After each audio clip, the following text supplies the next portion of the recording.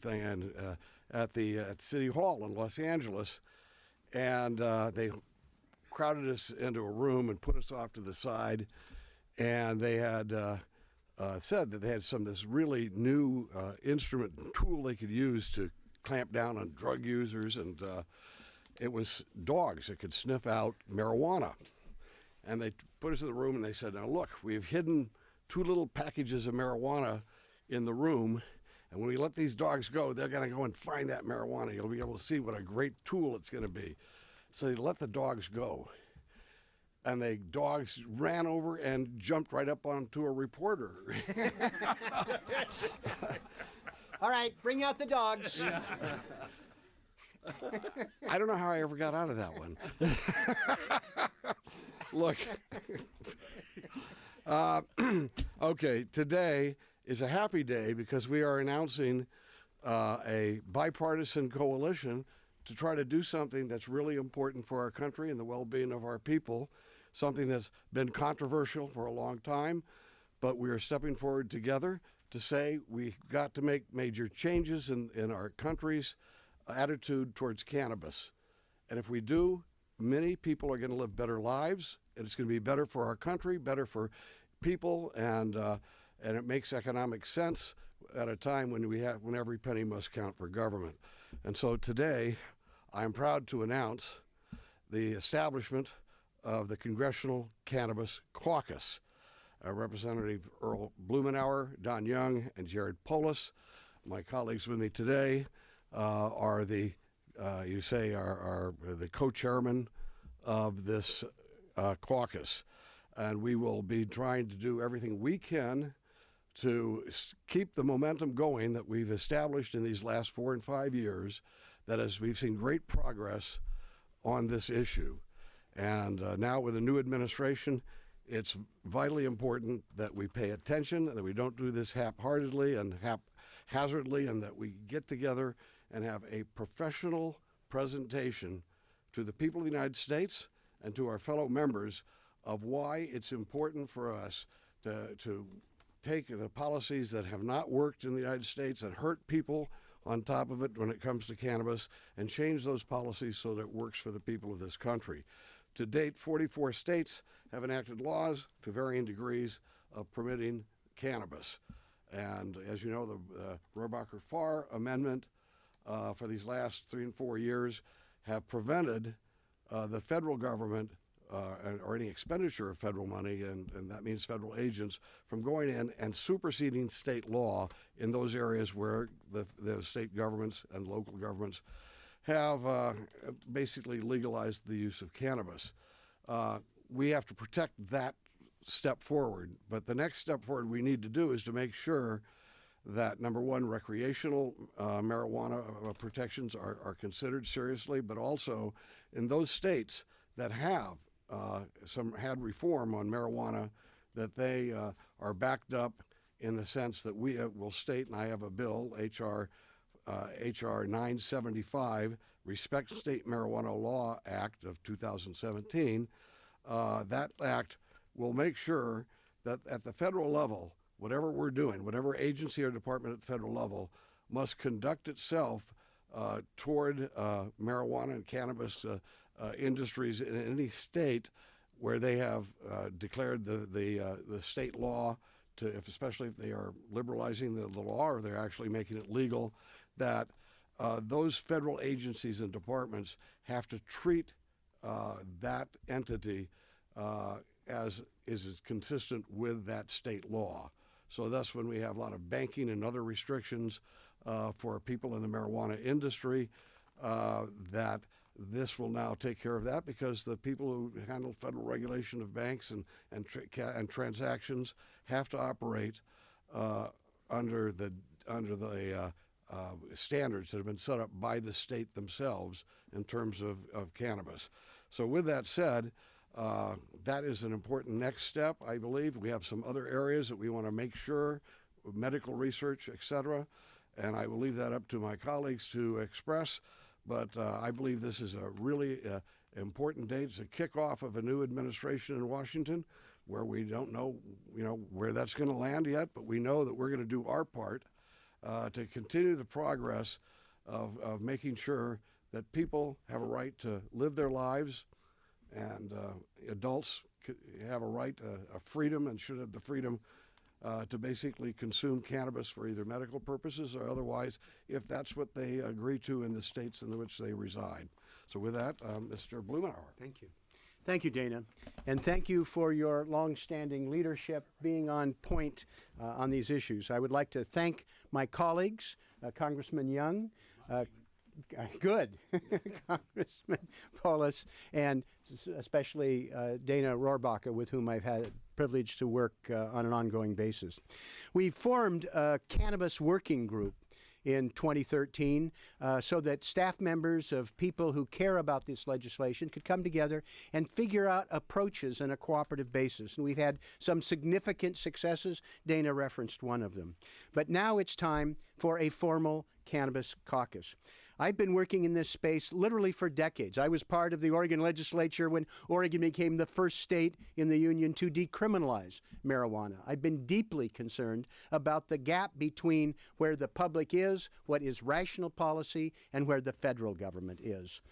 It's interesting to note that this movement to legalize cannabis has been driven at the state and local level. We've starting in California in 1996, Oregon, Arizona with medical marijuana. We saw in 2012, and my colleague Jared Polis will talk maybe a little bit about the Colorado experience. We saw this wave crest this November with 8 states moving successful ballot measures to expand adult use or medical marijuana. We're at the point now where 95% of the American public are in states or territories where some aspect of marijuana or medical marijuana is available. So it's time for us to move with this bipartisan caucus. There's a lot of work to be done. We've had over 24 pieces of legislation, successful amendments, but now we're going to be focusing, in my judgment, on 4 critical areas. One is dealing with research, and we have bipartisan legislation with Congressman Harris, who isn't necessarily a fan of cannabis, but agrees that the federal government should not interfere with research. And I've had bipartisan legislation with him. We need to make sure that we have access for our veterans who in many cases have had their lives transformed with medical marijuana. We need to make sure the Veterans Administration works with veterans in places where it's legal. That amendment passed both chambers, but somehow got lost in the backroom dealing in the last Congress. And most important, we need to deal with their practical business needs. They cannot, because of a provision called 280E, fully deduct their business expenses, requiring a much higher effective tax rate, and they have to pay those unfair taxes with cash because of the banking prohibition, which is insane. I've been working in this for years. I've never met a single person who thinks any policy objectives advanced by making this be an all-cash business. These are areas that should not be necessarily partisan. They're not complex. They will make a big difference for the industry. And having a cannabis caucus where we can work together formally, I think people will be surprised by the number of folks in the weeks ahead that will join up on a bipartisan basis to advance these objectives. I was going to introduce Congressman Young, but let me introduce... Oh, there he is. You snuck back in. You've been smoking again. Not until it's legal at the federal level. Don Young. Thank you, Governor. Thank you. Thank you. And I was listening to that presentation. I got to think of those 8 new states that passed legalized marijuana. Maybe they knew something we didn't know. Now, if you don't catch that, you're in serious trouble. But I'm here primarily. I'm a conservative, Republican, but I believe in states' rights. Alaska voted to legalize it. Pretty large margin, and I believe that in states' rights and the federal government should stay out of it, period. But I'm also interested in the banking part of it. I've been around a long time, and I've watched where a great amount of surplus cash is available. It causes lots of sideline problems. And my goal is to make sure that if I am in the business, like we have quite a few in Alaska now, as they do this business, they can run it as a business, get loans from banks, and put the revenue back into the banks as every other business does. I think that's crucially important to make it work correctly. So I'm here with this caucus, got a strange caucus in a sense. I just was killed a puppy killer by Mr. Flores. And it goes to show you we are bipartisan. This is an issue we both agree on. And we can disagree on other things, but it's good to work on something that we believe is good for the country and good for those states that move forth aggressively, pass the law by the people. Remember, we are supposed to represent the people. So I'm excited about the caucus. We'll see what happens. I think we can make a lot of progress this session and next session. A lot of education is going to take place, but we'll be able to do it. With that, thank you. Thank you. That's okay. I definitely didn't accuse you, Mr. Young, of being a puppy killer. I said the bill was a puppy-killing bill. I'm glad to sign here today with my colleagues, Mr. Young and Mr. Rohrbacher and Mr. Blumenauer, to announce the formation of a formal bipartisan group, the Cannabis Caucus. We represent very diverse districts in very diverse states, from deep red to purple to blue, from mountains to coasts.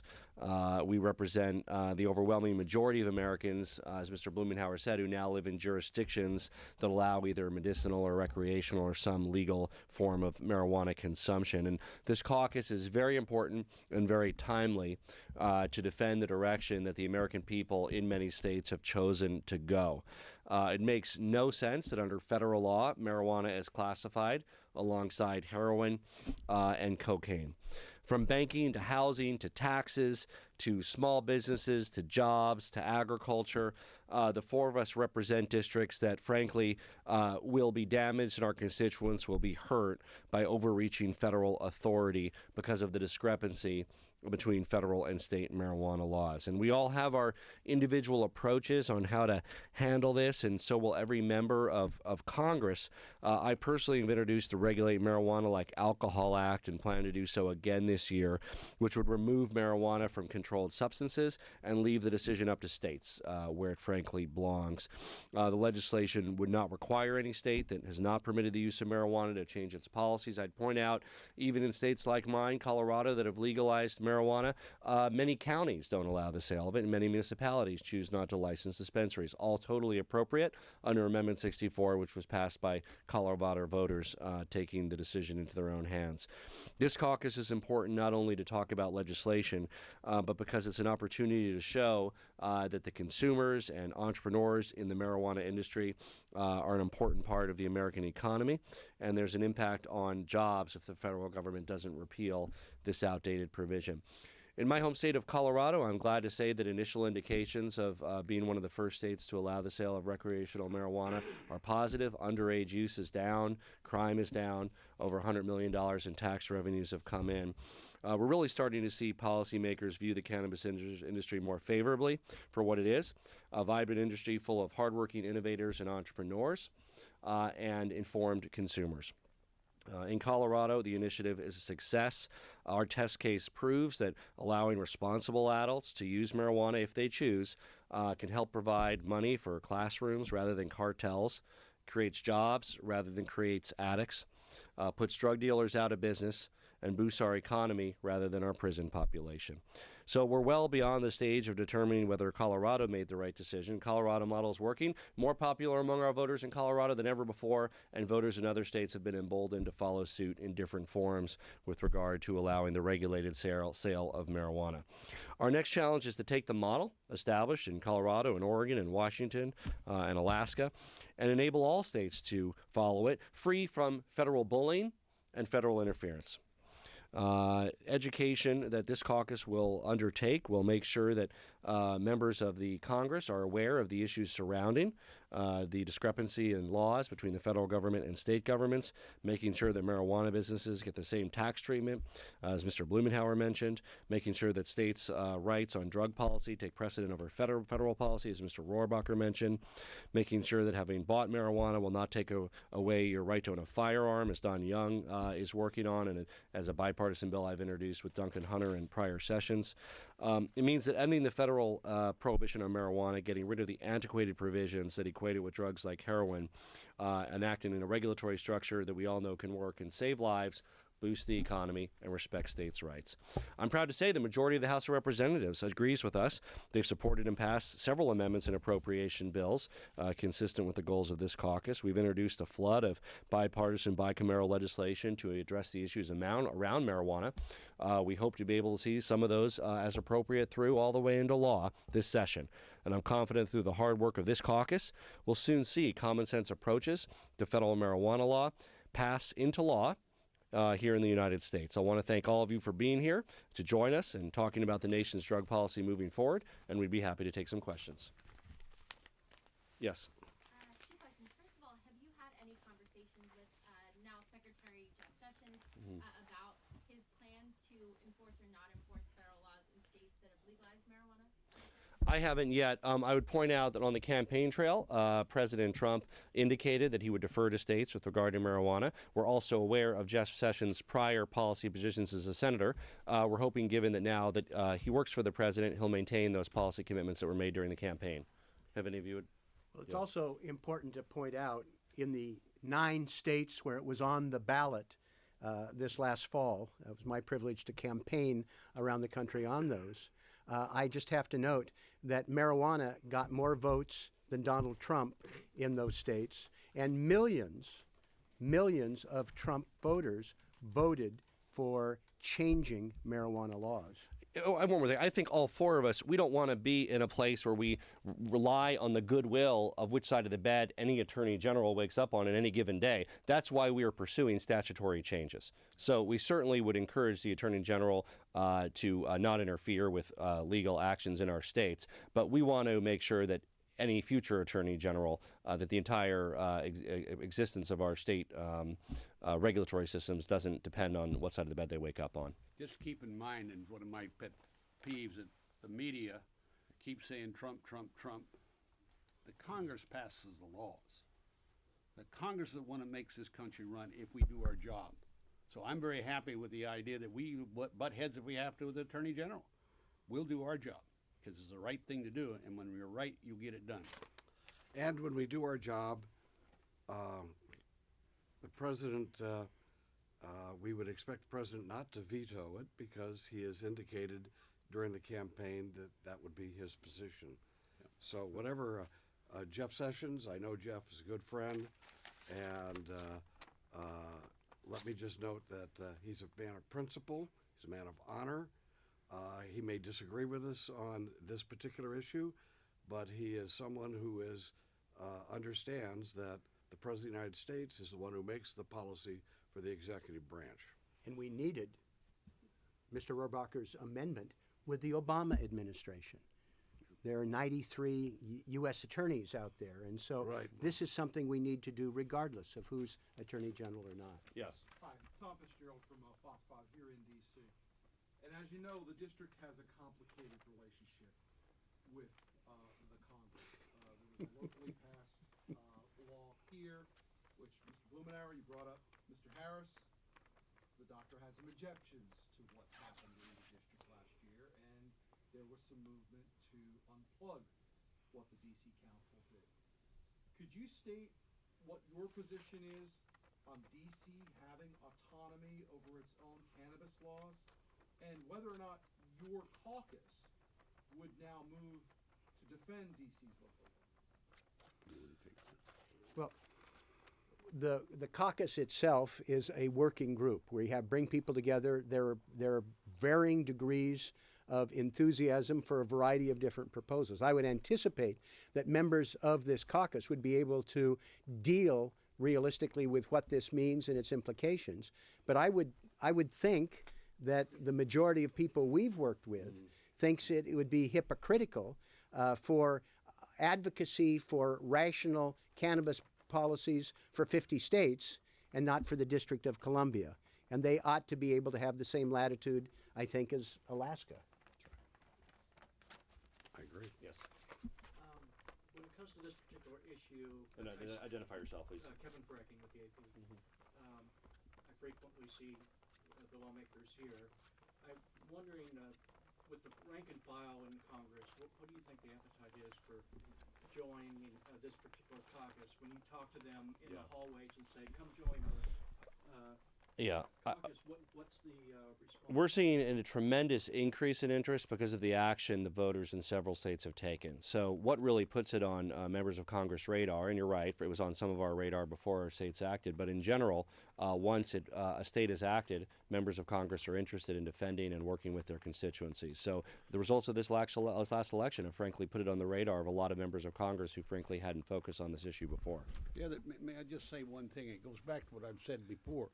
This is a states' rights issue. You can't be a conservative and say we can pick and choose. You have to be either for states' rights or against states' rights. And a lot of these young members that belong to certain caucuses keep talking about, the rights of states. So I can't see them going against this type of legislation. And I really can't see that. It'd be hypocritical. Of course, we're a lot of hypocrites in this body too. But the fact is, I believe we'll be able to win it.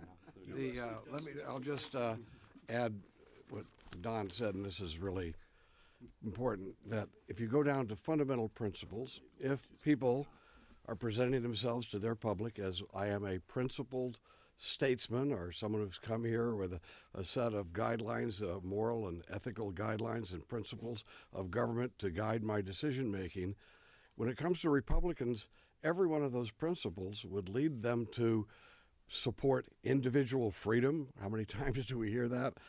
We talk about basically limited government.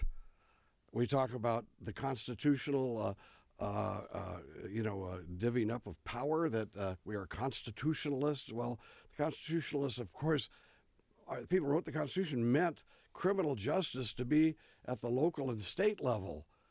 We have militarized police forces now enforcing drug laws and marijuana laws, and sometimes we actually have them militarized, where we're giving them military equipment all around this. Our founding fathers did not want the federal government to be involved in that sort of thing at all. And these are things, and also, when we have this talk about Obamacare, we Republicans are supposed to believe, and we keep talking about it, the doctor-patient relationship. And so all of those fundamental things would lead a real principled conservative to say that no, the federal government needs to change its basic policy on cannabis right now. Because, by the way, all of my friends are going to be justifying many of the things that we accomplish. Of course, you guys won't think we're accomplishing it. They'll think it's a horrible thing that we've won this battle or something. But we're going to have battles in which the Republicans are going to be saying, we're doing this because we're going to leave it up to the states, including my friend Jeff Sessions. We're going to leave this or that up to the states. Well, I'm sorry, you can't make that argument over here and then just ignore the fact that it's applicable to this other area of decision making. So I think that we're going to find that Republicans are being held to live up to their own values and principles, and they should be supportive on this issue. This last two. Just to follow up, one more, and then one we'll do the last two factoid questions. here. We had about 20 bipartisan members of Congress who were part of this informal working group who introduced legislation last year. We've already had some people. We just announced it. We had people already who've asked to join the caucus, and I talked to two Republican colleagues in the gym this morning who expressed their interest. So let's just take both of these, and then I know we have votes soon. So go ahead. Any plan to reintroduce or introduce new legislation on 280E and tax issues, and these four issue areas that you mentioned, of which tax is one, are these things that all happen in tandem, or is there a sequence in which they'll be worked on? Okay, go ahead. Yes, so in 2013... Identify yourself. Stephen Nelson from U.S. News. In 2013, Justin Trudeau admitted that he recreationally used marijuana as a sitting member of Parliament. Here, we're a little further behind, and I believe as close as it's come to that is Congressman Rohrabacher admitting using medical marijuana. Will any of you admit to recent marijuana use, and is it important that congressmen do so? you want to do the tax one first? The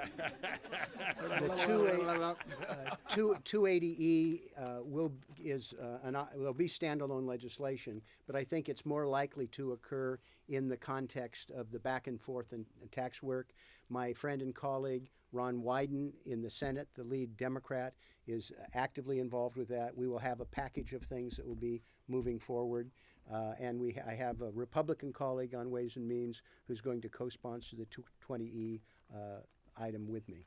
Okay. And as far as use of marijuana, I've never used marijuana, never inhaled either. I've never used it.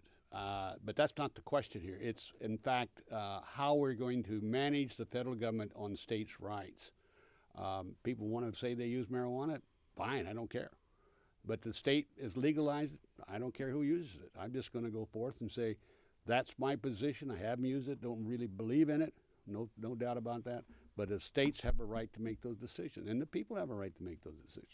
I personally have felt since 1973, when I started working on it, that it would be hypocritical to try and change the law and be a user. So I would not hesitate for 1 second if a family member or myself could benefit from medical marijuana. Not in a second would I hesitate. But I personally am going to wait until it's legal federally. I guess, about 100 days ago, I had an operation on my arm here. It was real heavy arthritis. Actually, as a surfer, I actually wore away all of the cartilage in both of my arms, and I can still barely move this one. And that's the way this one was. Well, it was really painful, and I did have the operation, so look at this. Isn't that cool? And so anyway, the point I'm making here, however, is that some people, when we're discussing this industry and this whole option as a possible medical use of cannabis, gave me this candle, and as the candle was infused with cannabis, and I put it on my arm, and guess what? The pain went away for a couple hours, and I got sleep for the first time in weeks after that. And so let me just note, when we're really discussing people's motives, we can be legalistic, as I just was when I said about the principles, that all of these political principles that will guide a Republican's decision on this, but we also have to look at it way beyond this, and I think that we need to touch people's hearts as well as their heads. And we know that, it's not good to have spending to try to prevent adults, billions of dollars spent in order to prevent an adult from using cannabis, from smoking a weed in his backyard or whatever. We know that's a waste. But what's even more important is we do have people who we believe can be helped in their conditions, whether it's pain or whether it's they say children who are in seizures might be able to be helped by this. We know that our veterans might be helped. We have a level of suffering in this country, and for us to just sit back with and have some holier than thou police operation to try to control people's private behavior, and it ends up keeping millions of people in pain and agony. Listen, senior citizens, maybe they lose their appetite and they need some help in getting it back. We see that a lot where they get demoralized, living in their old folks' home and things like that. And we see, I talk to veterans. In fact, when I first got involved in this, I knew I was going to be the point person, and I confronted a friend of mine who was one of my big supporters. He was big conservative, and I said, how do you like it that the guy you've been supporting all these years is going to become a point person on medical marijuana? And he said to me, you don't really know me that well, do you? And I said, no, I know you support me. And he said, well, you don't know that I have a son. Actually, I have 3 sons. And the day after 9/11, they all signed up for the military. And 2 of them came home. One of them, when he came home, wasn't my son anymore. And he said he was having seizures on the floor that they couldn't do anything about. Now, there are people, not just moms and dads of veterans, But there are moms and dads all over this country, and their child gets on the floor, whether he's a veteran or whatever it is. And for us to say we're going to, number one, we've limited medical experimentation. How sinful is that? Just to limit our knowledge of what this could possibly do. But once, just to give them a chance, and this guy said, so I took my son to the VA and over again, and they couldn't do anything for him. And a doctor in the VA, because it's not legal for the VA to prescribe this treatment, he said, he took us aside and said, see me at my office downtown. And they went there, he says, your son needs medical marijuana.